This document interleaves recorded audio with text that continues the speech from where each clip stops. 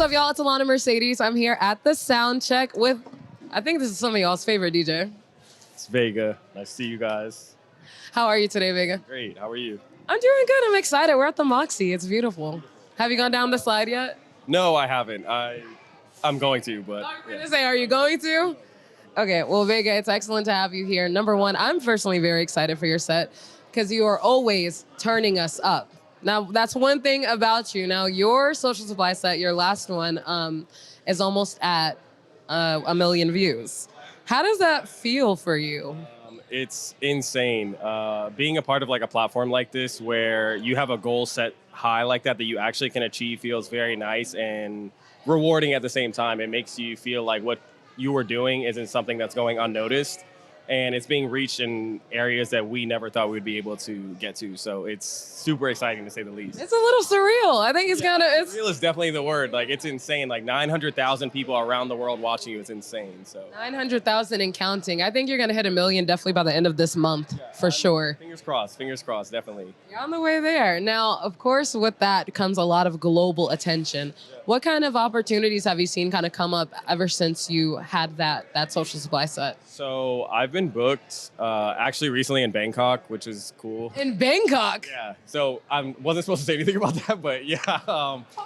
Exclusive drop with Social Supply. I got booked in Bangkok, Thailand. So that's going to be sick. Shout out my guys. Shout out the whole family. Yeah, I've been reached out to in like Costa Rica, Japan, like Australia, Africa, like so many global places have reached out to me, and it is, again, like the biggest blessing in the world to be able to be recognized for something that I genuinely love, not something that we're doing for fun, but something that we genuinely love, you know what I mean? So that global reach is just insane.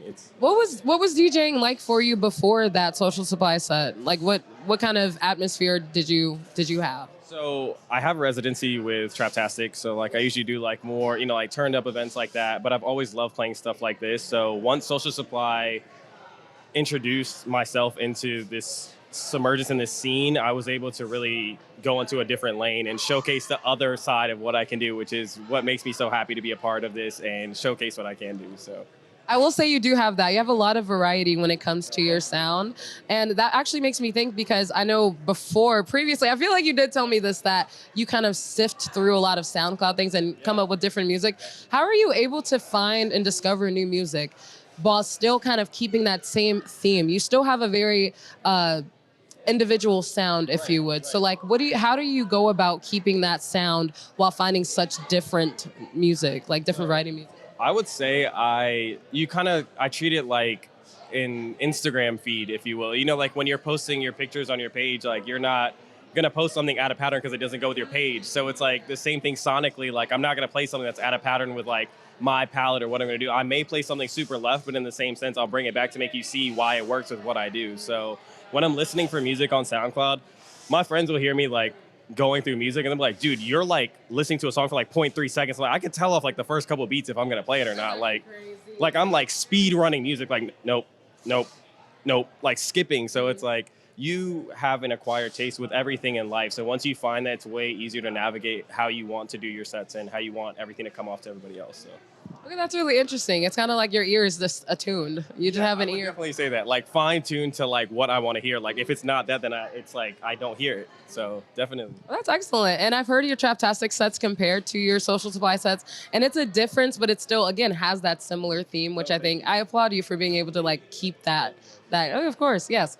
Now, what are some of your influences when it comes to DJing? Like, where did you even get this kind of like this talent for DJing? Where did it come from? So I do say this all the time, but I would not be where I am DJing wise if it wasn't for my uncle. He'll have a Social Supply set soon. Don't worry, it's coming.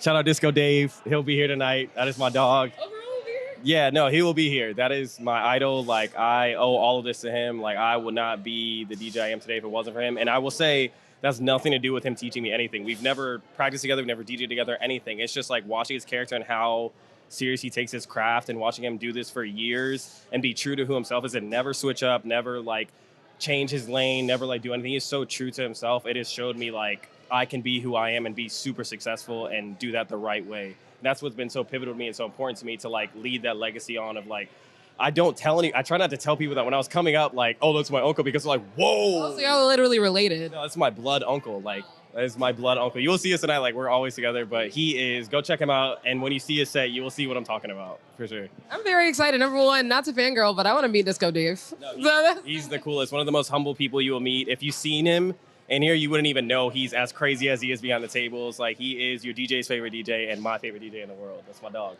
That's what's up. Is it true? Like, how does he feel? Do you know, if you knew whether, how he feels about you becoming the DJ that you are now with all this global attention?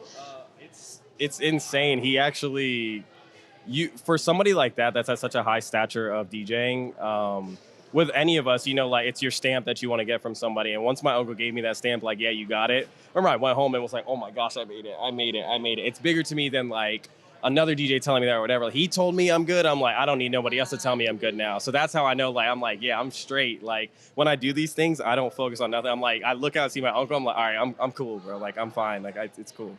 What's up? I know that makes him so proud to even hear that, and definitely to see what you're doing.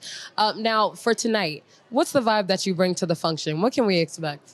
I'm going to take you on a sonic journey through sound. Let's just say that. Like, I have so much fun stuff to play for you all. I'm so excited and thrilled to be able to test some new sounds out, to play some things and familiar sounds, some sounds you may not have heard, to try some new things I haven't done before, and just to have fun with everybody here.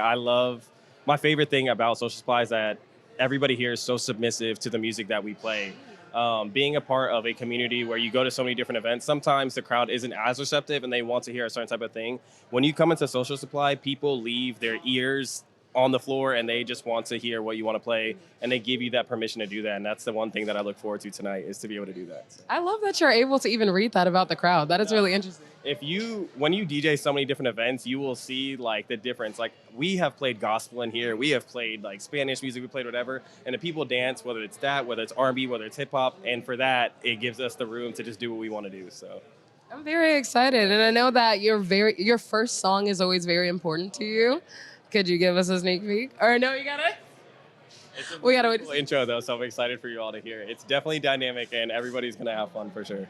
All right, for sure. Well, I'm super excited to see your set tonight. It's always great to speak to you, VEGA. So I'm looking forward to it. You better turn us up. Of course. Thank you. Okay, great.